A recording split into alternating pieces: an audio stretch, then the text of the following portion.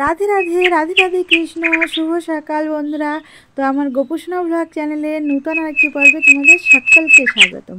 তা আশা করছি তোমরা সকলে ভালো আছো, আমরাও খুব খুব ভালো আছি। আর এখন বাজে প্রায় 9টা মতো, এখন থেকেই ব্লগটা স্টার্ট করছি। তো দেখো সকালবেলা আমি শুদ্ধ বস্ত্রে ঠাকুর ঘরে চলে গেছিলাম। এবার আমার গোপুসোনাকে ঘুমের থেকে তুলে সকালের প্রসাদটা দিয়ে নেব। তো তার আগে আমি ঠাকুরের বাসন মেজে চলে এসেছি ফুল তুলতে। ফুল তুলে নিয়ে গিয়ে তারপরে আমার গোপুসোনাকে ঘুমের থেকে তুলবো। তো দেখো আমার গোপুসোনাকে ঘুমের থেকে তুলে নিয়েছি, নিয়ে ওর মুখ হাত সুন্দর করে পরিষ্কার করে মুছিয়ে আর শীতের পোশাক পরিয়ে দিয়েছি, দিয়ে আর আমার গোপুসোনাকে সকালের প্রসাদটা দিয়ে নিচ্ছি। তো আজকের আমি তোমাদের সঙ্গে শেয়ার করব আমার ঠাকুর ঘরটা। অনেক দিন থেকে ভাবছি একটু অন্য রকমভাবে সাজাবো, তো কিছুতেই সময় হয়ে উঠছিল না। তো ভাবলাম আজকেরই একটু সময় পেয়েছি, তো আজকের এই ঠাকুর ঘরটা গুছিয়ে নিই। তো তোমরা দেখতে থাকো কেমনভাবে আমি ঠাকুর ঘরটা গুছিয়ে নিচ্ছি।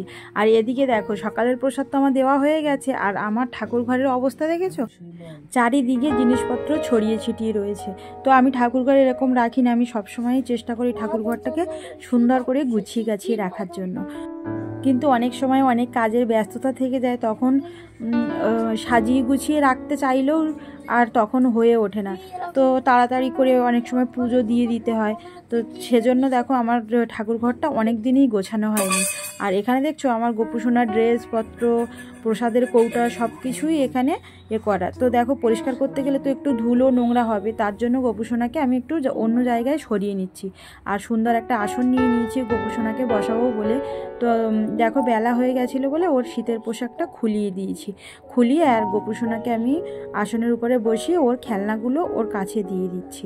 যেহেতু অনেকটাই ধুলো, আমি যেহেতু ঠাকুরঘরটাকে পুরোটাই গোছাবো, তো ধুলো তো হবেই, পরিষ্কার করতে গেলে একটু তো ধুলো উঠবে। তো তার জন্য আমি ওকে সরিয়ে নিলাম, নিয়ে আর তারপরে ওর খেলনাগুলো ওকে দিয়ে আর ওকে খেলতে বসিয়ে দিয়ে আমি কাজটা গুছিয়ে নেব। তো দেখো ওকে ওর হরিণ, হাতি আর যে গোমাতাটা ছিল ওকে দিলাম খেলা করার জন্য, দিয়ে আর যে অন্য দুটো গোপাল ছিল তো সেই গোপালগুলো আমি ওর সঙ্গে রেখে দিয়ে আর আমি এবার কাজটা গুছিয়ে নেব। তো ঠাকুরঘরটাকে একটু অন্যরকমভাবে করব, যেহেতু আমার ঠাকুরঘরের যে এই যে দেখতে পাচ্ছ চিত্রপটগুলো একটা ছোট্ট পিঁড়ের উপরে রাখা ছিল। তো গপু তার সামনে ছিল, তার জন্য রাধা মাধবের চরণে ঠিকঠাক করে ফুলও দিতে পারতাম না, খুবই সমস্যা হতো। তো ভাবলাম যে এইটা সরিয়ে আর নূতন একটা আমার হাজব্যান্ড তৈরি করে দিয়েছে আমাকে পিঁড়ে মতো, অনেকটাই লম্বা, ঠাকুর রাখার জন্য আমি তৈরি করে নিয়েছি। তো সেইটা আজকের সুন্দর করে পেতে আর ঠাকুরগুলোকে রেখে দেবো। তো দেখো তার আগে আমি ঠাকুর যে আসনটা ছিল সেই আসনটা সরিয়ে নিয়েছি, নিয়ে আর সুন্দর করে মুছে নিয়ে আর তারপরে যে বললাম না পিঁড়েটা তৈরি করেছি, তো এইটা দেখো সেই পিঁড়েটা, এটা আমার হাজব্যান্ড আমাকে তৈরি করে দিয়েছে। তো আমি বলছিলাম যে ঠাকুরগুলো রেখেছি বটে, কিন্তু গোপালকে বসিয়ে আর রাধা মাধবের চরণে ফুল, তুলসী পাতা কিছুই দিতে পারি না, খুবই সমস্যা হয়। তো ওকে বলতে ও এইটা তৈরি করে দিয়েছে। আর দেখো আমি সেই পিঁড়েটা পেতে নিয়েছি, নিয়ে আর ওর উপরে নূতন একটা কাপড় পেতে নিচ্ছি। তো সুন্দর করে ঠাকুর যেহেতু থাকবে, তো তার জন্য তো সুন্দর একটা আসনের দরকার হয় বলো। তো তার জন্য দেখো আমি একটা কাপড় সুন্দর করে পেতে নিয়েছি, নিয়ে আর আমার যে চিত্রপটগুলো ছিল তো সেগুলি প্রত্যেক দিনই আমি মুছিয়ে নিই, যেহেতু চিত্রপট স্নান করানো যায় না তার জন্য মুছিয়ে নিই। তো আবারও আমি সুন্দর করে রাধা মাধবের চিত্রপট আর জগন্নাথ বলভদ্র সুভদ্রা মহারানীর চিত্রপট আর পঞ্চতত্ত্বের চিত্রপটটা সুন্দর করে মুছে আর ওই যে নূতন আসনটি পেতেছি তাতে রেখে দিয়েছিলাম। আজকের না আমার খুব আনন্দ হচ্ছে গো, অনেক দিন থেকে ভাবছিলাম যে ঠাকুরগুলোকে সুন্দর করে একটু সাজিয়ে গুছিয়ে রাখবো। তো আমার এই পিঁড়ে তৈরি করা হচ্ছিল না বলে আর ঠাকুরগুলোকে সুন্দর করে রাখতে পারছিলাম না। আর আমার খুবই খারাপ লাগতো যখনই পুজো দিতে আসতাম, তো সামনে রাধা মাধবের সামনে গোপাল সোনা বসে থাকতো, রাধা মাধবের চরণে ঠিকঠাক করে তুলসী পাতা দিতে পারতাম না, দিতে গেলে পড়ে যেত, এরকমই হতো, ফুল দিলেও দেখা যেত না, এরকম হতো, খুব একটা ভালো লাগতো না। তো তার জন্য দেখো আজকের আমার মনটা খুব খুশি হয়ে গেছে নূতন আসনে, আর দেখো বসিয়ে দিয়েছি, কত সুন্দর লাগছে।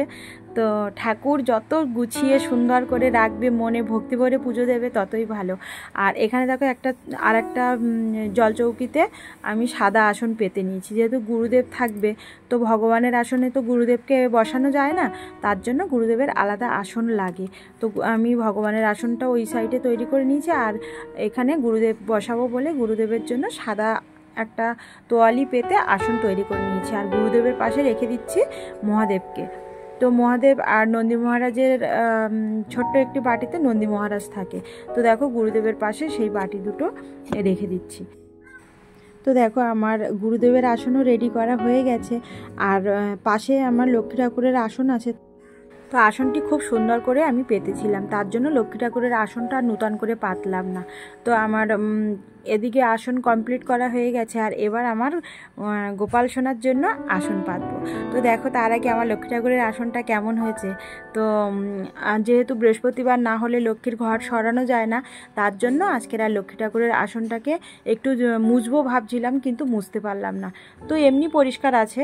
আর এখানে দেখো আমি নূতন আসন পেতে তাতে ভগবানকে বসিয়ে দিয়েছি। আর এবার আমার গোপু সোনার জন্য আসন তৈরি করব। তো গোপু সোনার জন্য আলাদা করে একটা আসন তৈরি করছি। আর এখানে দেখো ছোট্ট যে জলচৌকি আগে ছিল, সেই জলচৌকিটার উপরে আমি নূতন একটা কাপড়ের টুকরো পেতে নিয়েছি, নিয়ে আর তার উপরে এই কাপড়ের টুকরোটা পেতে নিচ্ছি। তো এই কাপড়ের টুকরোটা আমার না অনেক দিন থেকে গুছিয়ে রেখেছিলাম আমার গোপু সোনাকে বসাবো বলে। আর খুব সুন্দর, কালারটাও খুব সুন্দর, আর ডিজাইনটাও খুবই সুন্দর। তো তার জন্য আমি এইটা গুছিয়ে রেখেছিলাম। তো আগে যে আসনটা ছিল, আসনের ভিতরে পাততাম, কিন্তু এখানে জায়গাটা ছোট ছিল বলে পাততে পারতাম না। তো দেখো আমার গোপু সোনার জন্য আলাদা করে আসন পাতা হয়ে গেছে আমার। আর তার উপরে এই আসনটার উপরে আমার গোপু সোনার জন্য যে সিংহাসন কিনে এনেছিলাম, তো সেইটা বসিয়ে দিয়েছি। এটা ছিল, কিন্তু ওখানে জায়গা ছিল না, আর এইটা পাতলে রাধা মাধবের চরণ দেখা যেত না বলে আমি পাততাম না। তো এখন তো আলাদা করে আসন পেতে নিয়েছি, তো কোনো অসুবিধা হবে না বলে ওই আসনটা পেতে নিয়েছি। আর এখানে দেখছো জিনিসপত্র সব তো ছড়িয়ে ছিটিয়ে আছে, এগুলো সবই আমাকে গুছাতে হবে। তো এই জিনিসগুলো আমি এবার গুছিয়ে নেব। আর জানো তো এমনিতে একটা ঘরের ভিতরে খুবই সমস্যা, যেমনি ধুলো তার থেকেও বেশি কথা হচ্ছে তেলের চিট পড়ে খুব, আর তার উপরে ইঁদুর। তো এত সুন্দর করে আমি গুছিয়ে গাছিয়ে রেখে দিই, তাও জানো আমার ইঁদুরে না আমার ময়ূরপুচ্ছ যে পাখা ছিল, তো পাখাটাকে একদম কেটে দিয়েছে। তার জন্য ভাবলাম যে এত গাদাগাদি করে জিনিস আর রাখবো না, একটু ফাঁকা ফাঁকা করে সুন্দর করে গুছিয়ে রাখবো, যাতে ইঁদুর না এসে আর কোনো জিনিস কাটতে পারে। আমার গোপুর ড্রেসপত্র থাকে, অনেক কিছুই থাকে। তো ইঁদুরে আগে একবার আমার অনেক কিছু কেটে দিয়েছিল, তার জন্য আমি আবার একটু ফাঁকা ফাঁকা করে গুছিয়ে নিচ্ছি। আর এই যে দেখছো, তো এইটা হচ্ছে আমার ধূপের কৌটা। তো এর ভিতরে আমি ধূপ, তুলো এইসব কিছুই রেখে দিই। আর না হলে তো তুলো যদি রেখে দাও, ইঁদুরে কোথায় নিয়ে পালাবে, তুমি আর খুঁজেই পাবে না। তার জন্য আমি এই কৌটোটা রেখে দিয়েছি। এতে সব রকম তুলো, ধূপ সমস্ত সব কিছু রেখে দিলে না আর ইঁদুরে কাটতে পারে না, নিয়েও যেতে পারে না। আর এখানে দেখো আমি প্রসাদের কৌটোগুলো সুন্দর করে সাজিয়ে নিচ্ছি। তো যে কোনো জিনিস দেখবে সাজিয়ে রাখলে কত সুন্দর দেখতে লাগে। তো একটু কষ্ট হয় ঠিকই, কিন্তু সাজিয়ে গুছিয়ে রাখলে ঘরটাও দেখতে সুন্দর লাগে, নিজের মনটাও খুব ভালো লাগে। আর দেখো আমি তোমাদের সঙ্গে কথা বলতে বলতে একটু একটু করে সাজিয়ে নিচ্ছি। আর এই যে দেখতে পাচ্ছ, এগুলো হচ্ছে আমার গোপু সোনার সাজুগুজুর জুয়েলারি। তো একটা হার আছে, একটা চুড়ি আছে, একটা চুল আছে, সেন্ট আছে, এগুলো হচ্ছে ওই সব কৌটো। তো এই কৌটোগুলো আমি আলাদা আলাদা করেছি কেন জানো তো, যখন সাজানোর সময় হয় না, একটা কৌটায় থাকলে কোনটা হার কোথায়, চুড়ি কোথায়, কিছুই খুঁজে পাওয়া যায় না। তো তার জন্য আমি আলাদা আলাদা কৌটা করেছি, যাতে যে কৌটোটা নেব চুড়ি শুধু চুড়ি, আর হারের কৌটাটা থাকলে শুধু হারই পাবো। তার জন্য আলাদা আলাদা করে রেখে দিয়েছি কৌটোটা। এতে খুবই সুবিধা হয়, খুব তাড়াতাড়িও হয়ে যায়। আর এই যে দেখো, এটা হচ্ছে আমার ঠাকুরের জলের বালতি। তো এই বালতিটায় আমি জল রেখে দিই, খাওয়ার জল। তো এই বালতিটার থেকে জল নিয়ে আমি প্রত্যেক দিন ভগবানকে সেবা দিই। তো আমরা তো আর যে টিউবওয়েলের জল ব্যবহার করি, সেই টিউবওয়েলের জল ভগবানকে দিতে পারি না। তো আমরা যেই জল খাই কিনলে, সেই জল আমি আলাদা করে রেখে দিই এই বালতিটাতে ভগবানকে সেবা দেওয়ার জন্য। আর এখানে দেখো এই যে লাল ঝুড়িটা নিয়েছি, দেখছো, এই লাল ঝুড়ির ভিতরে আমার গোপুর যত স্নানের জিনিস সব কিছু থাকে, মধু, কর্পূর, অষ্টগন্ধা, চন্দন, অগুরু, সমস্ত সব কিছু। তো আমি এইটার ভিতরে রেখে দেই। একটা ঝুড়ির ভিতরে থাকলে কি যে কোথাও পড়ে যায় না, ছড়িয়ে ছিটিয়ে থাকে না, একটা জায়গায় নির্দিষ্ট জায়গায় সুন্দরভাবে থাকে। তো তার জন্য আমি এই ঝুড়িটার ভিতরে রেখে দিই। আর ঝুড়িটা চৌকো মতো আছে, বড়ও আছে, সব জিনিস কটাই ধরে যায়। তো আমি সুন্দর করে এরকম করে সাজিয়ে রেখে দিই। তো তোমরা চাইলে এরকম একটা ঝুড়িতে দেখবে সব কিছু রেখে দেবে, হাতের কাছে যেটা চাইবে সেটা পাবে। আর এখন তো শীতকাল পড়ে গেছে, তো পাউডার লাগবে না, তার জন্য পাউডার কৌটোটা আমি এক সাইডে রেখে দিয়েছি। দিয়ে দেখো একটু একটু করে ওই ঝুড়িটায় যত জিনিস থাকতো সব জিনিসগুলো সাজিয়ে নিচ্ছি। আর আমার এরকম অসুবিধা হয় কেন জানো তো, মাঝে মাঝে আমার ছেলে ঠাকুর ঘরে আছে, সকালবেলায় অনেক সময় ব্যস্ততা থাকে, আমি আসতে পারি না, তখন ও গপুকে তুলে ওর ইচ্ছা মতো ও এটা মাখায়, ওটা পরায়, মানে ও যা ইচ্ছা তাই করে ঠাকুর ঘরে এসে। তার জন্য আমার জিনিসপত্রগুলো এলোমেলো হয়ে থাকে। কিন্তু কি করব বল, আমার তো ব্যস্ততা থাকলে তখন ওকে দিয়েই তোলাতে হয়। আর তো এখানে কেউ নেই, আর আমার হাজব্যান্ড তো কাজে চলে যায়, ও থাকে না। আর এখানে দেখো আমি যে চন্দনের তিলক করি, তো সেই চন্দনের তিলক করার যে কৌটোটা সেটাও এর ভিতরে রেখে দিই। আর আমার গপুর দর্পণ দর্শন করে, তার জন্য আয়না, চিরুন সব কিছুই এই ঝুড়িটার ভিতরে রেখে দেই। একটা ঝুড়ি এরকম থাকলে না খুবই সুবিধা হয়। তো দেখো আমার ঝুড়িটাও সুন্দর করে গোছানো হয়ে গেছে।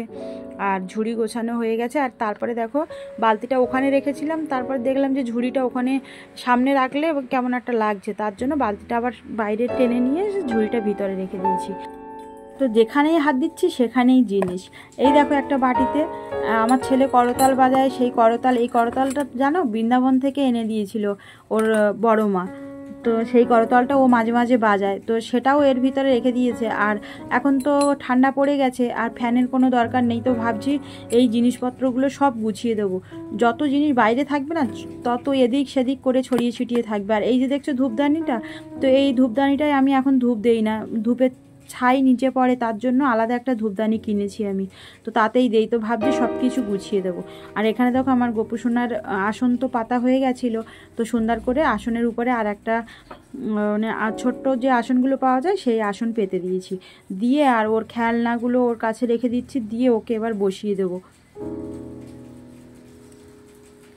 তো দেখছো আমার গোপুসোনার আসন কমপ্লিট, আর এবার আমার গোপুসোনা এতে বসে পড়বে।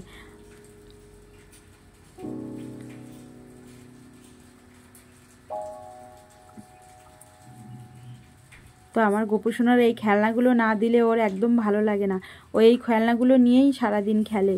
কি করব বলো, সারাদিনে তো ঠাকুর ঘরে আমরা যেতে পারি না, আমি সেই সকালে একবার যাই, দুপুরে একবার, আর সন্ধ্যেতে একবার, তত সময় ওকে এই খেলনাগুলো দিয়ে রাখি খেলার জন্য। ছোট মানুষ তো একা কী করে থাকবে। আর এই দেখো চলে এসেছে আমার গোপুসোনা, আর কত হাসি দেখো মুখটা, মানে মুখটা দেখলে প্রাণটা জুড়িয়ে যাবে। আজকে নূতন জায়গা, নূতন আসন, ওনার খুব হাসি পাচ্ছে। আর দেখো আমি সব কিছু গুছিয়ে রেখেছি। আর এইটা হচ্ছে শ্রীমদ্ ভাগবত গীতা। তো গীতা তো মানে লাল কাপড় দিয়ে মুড়িয়ে রাখতে হয়, তো তার জন্য আমি লাল কাপড় দিয়ে মুড়িয়ে রেখে দিয়েছি দেখে। আর ভগবানের আসনের এক সাইডে রেখে দিচ্ছি, আর এই সাইডে দেখো রেখে দিয়েছি আচমন পত্র, তো একটা ভগবানের জন্য আর একটা আমি আচমন করি তার জন্য।